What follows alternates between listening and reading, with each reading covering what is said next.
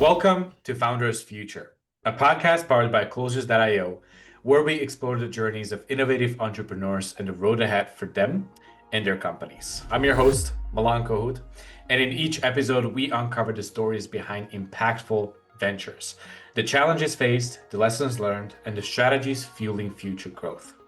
Today, I'm absolutely thrilled to be joined by Deju Akanji, the founder of Engage Wellness, a coaching business focused on empowering individuals through holistic wellness and personal development.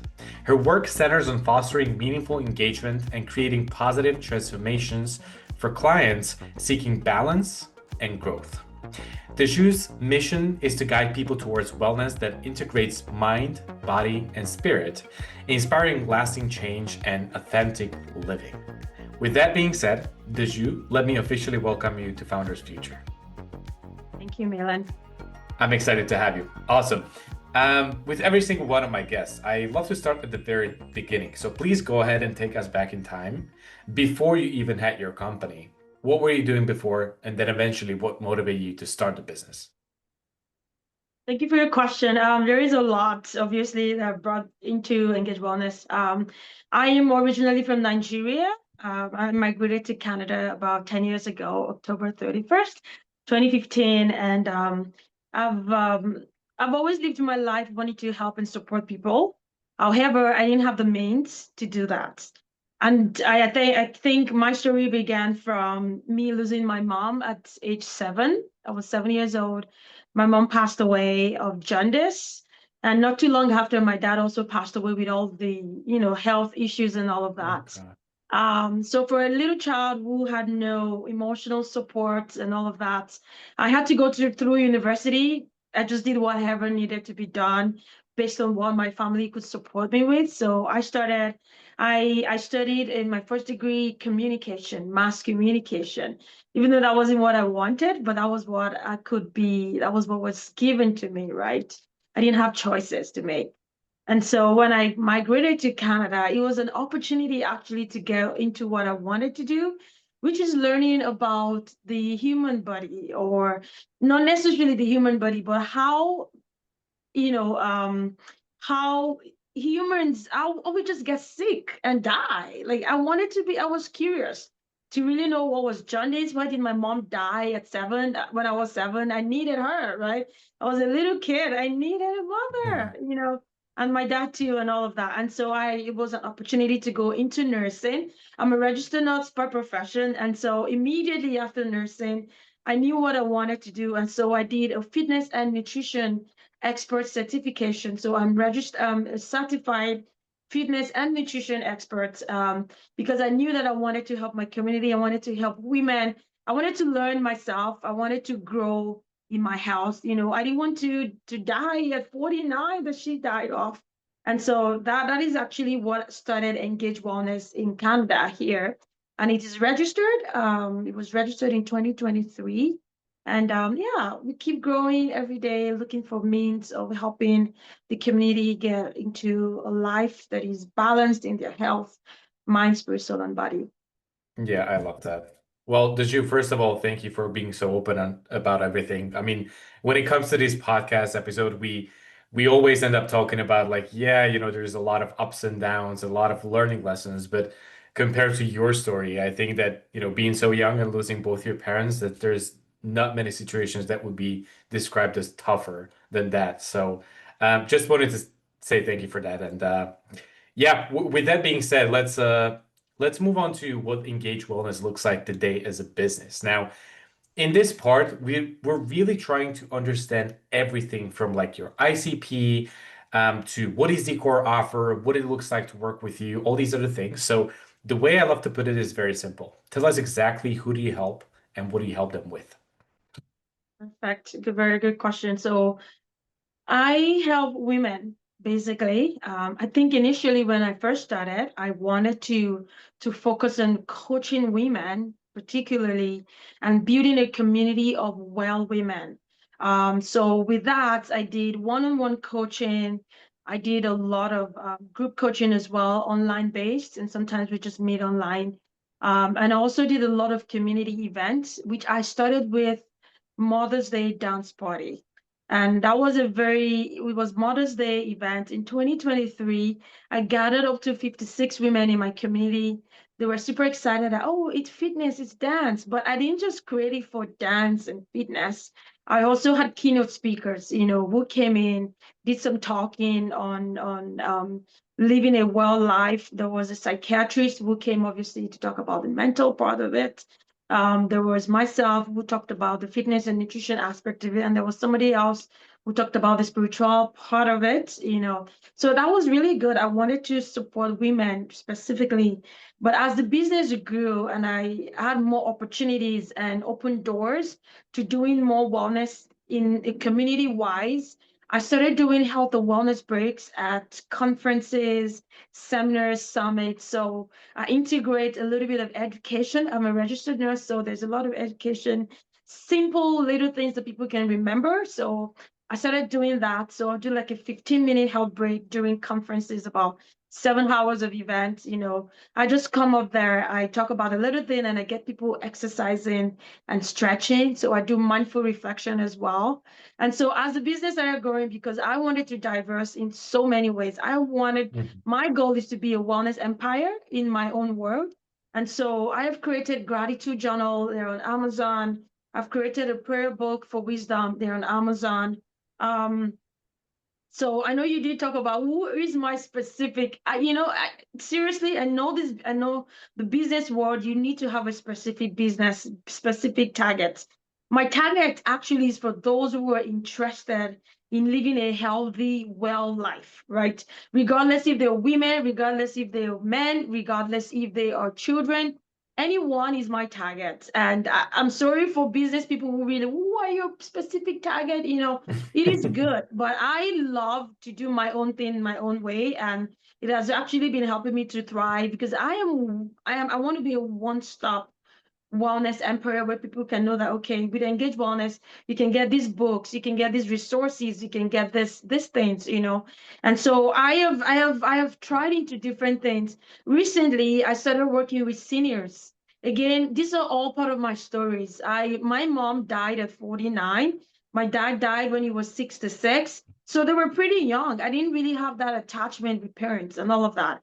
And so even with my nursing, I love working with seniors. And so recently I diverse. Somebody even just gave me the opportunity that Deju, can you and maybe one of your, person come facilitate a wellness in our Mhm. community wellness for seniors hub? And I was like, yes, I totally would love to be there.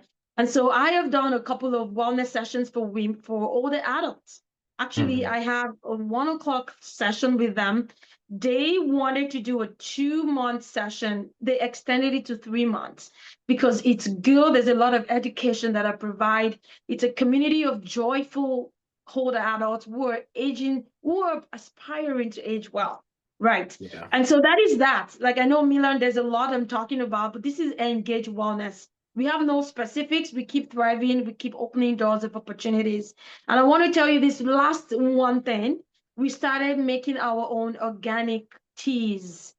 This is like a Mm. 1.5 month old baby that we just started. So we are blending organic teas, so ashwagandha and ginger to help with cortisol level. Very, very specific, individualized blend. We have the turmeric and ginger. So a lot of people have joint pain, even growing and all of that. So we have specifically blended all of this together. There's hibiscus and ginger. There's laxatives to help with bowel care.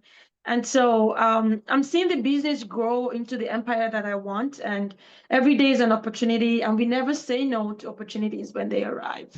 I No, hope I definitely. answered your I think, question. yeah, I mean that's a lovely mindset to have. And also when it comes to your industry, obviously there is a lot of different groups of people, a lot of different individuals that you can help in one way or the other, right? So it only makes sense that you're gonna have several different offers in place. Now, at the end of the day, obviously there must be like one or maybe two offers that you're like mostly focused on, whether that's because maybe the financial side of things and you know that okay, like these ones are like the most revenue generating activities, or maybe it's because that's the kind of impact that you have on your clients. But what would those be? What is getting the most of your time right now? Beautiful. I think I would say there are two things. It is this community, this health and wellness breaks in conferences and all these communities that I am invited to. This is October already. I have been in three different sessions, which obviously I am pursuing because in 2026, I want to be able to be in as many rooms as possible that I want to be. And the second one, obviously, right now that we are focusing on is the organic teas and herbs. This is going to be a lot of solution driven for people who are like tea enthusiasts. So again, we're not trying to push the tea like for everybody. Anybody who wants to benefit from organic teas would have opportunity to benefit from it if they open their mind to it, right?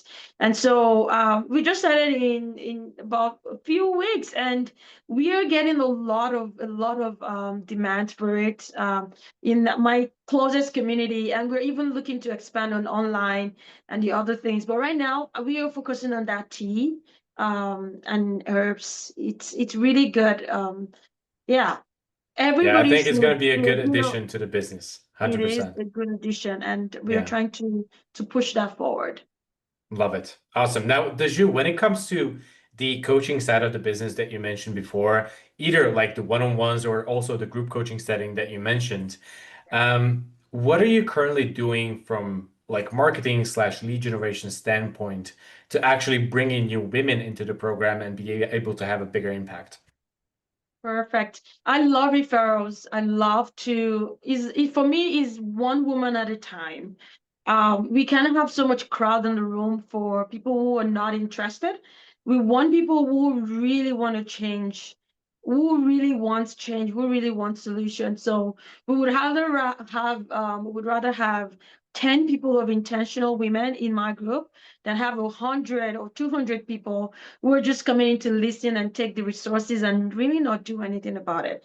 That is not my goal. My goal is to help, is to see results. It's not just to gather people and just have a lot of things. So for my online, my virtual coaching, which we do 4 times in a year, every quarter of the year. The last quarter, actually, for women right now is the November 30-day challenge. And I get people who have been in the class before, in the virtual community before, to invite people. Obviously, they've gotten their own benefits, and because they get a package that can be used for a lifetime. In all honesty, we give packages up to 30 pages of something that can be utilized again and again and again on your own. If you want to do a self-paced, you have the material. And Mhm. so a lot of referrals is what we do. Even though we put it on social media, we put it on our website, but word of mouth is always what we love to do. Word of mouth and referrals will I be the two mean, ways that I yeah. want that to happen. I often end up having this kind of conversation, especially when it comes to referrals, because it is the best kind of lead that you could possibly get. Like these are very like warm people and it's quite easy to close them and make the deal happen. But at the same time, there is a lot of frustration when it comes to the inconsistency of such a source, right? Like you can have a good month, you can have a streak of bad months and nobody's coming in. So I guess what is your perspective on that and how do you deal with it when it comes to having that inconsistency and not having the ability to scale rapidly? I love that. That is very discouraging. But because I have a purpose in my business, I don't allow it shake me. This is my business, but I haven't really, it's not solely all that I have to get my income. I still practice as a registered nurse for now. But again, as I see the tea part of it start growing and needing my help, needing all of my time, then I can trend down a little bit. But I still love nursing. I work in surgery, right? But the inconsistency, because okay, now let me diverse a little more to my one-on-one coaching. Honestly, one-on-one coaching is a pain because people feel like it might be too expensive for them. Again, my target for those were people who were looking for solutions, right? And the people who truly need solutions in their health and looking for like a one-on-one coach is super, super limited. super, super limited, especially where I am right now is a super small city. Everybody gets their own, I guess, ideas from online. Now that there is AI and ChatGPT, people can just Google whatever it is. The consistency of just having one-on-one person to coach is really frustrating. Because obviously, when you're doing one-on-one, it's a little more expensive than when you actually gather people together. So I have found one-on-one coaching really um, not so encouraging, and so sometimes I don't even push that part. I do mostly of the group coaching and also community event. So I talked to you about the Mother's Day event, which we've been doing every year. We also have Seco Time for women as well, where I invite keynote speakers, gather women. So I get all these opportunities to actually bring people together because again, I am empowered when I see community. I didn't have that growing up, seriously. And so I create the community and I invite people in. And good for me, I've been able to get collaborations within my community. I've been able to get sponsorships, when it comes to rental spaces and all Mhm. of that. And so that is really encouraging. But lack of consistency, I don't like to dwell on that. That's why I always open doors. I always make my own tables and get people to gather around it.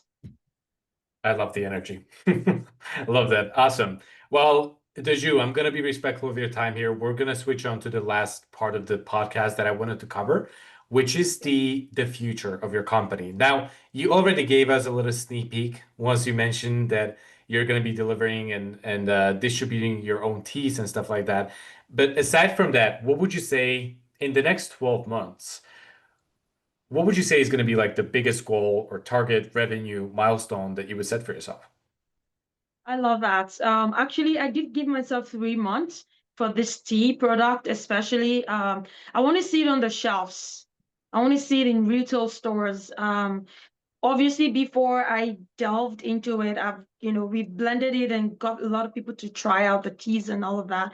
It was good, and so we upgraded by going into the branding aspect and getting all the things, and that people were accepting it. Now we want to move to retail stores in the nearest community. I don't have it online right now. I am working on that online platform because again, we have goals for every week.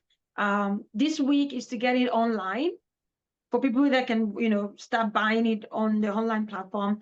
And the next 3 months that you did mention is we want to get it to the stores. We want to get it to co-op. We want to get it into Sobeys. I know you guys don't have that over there.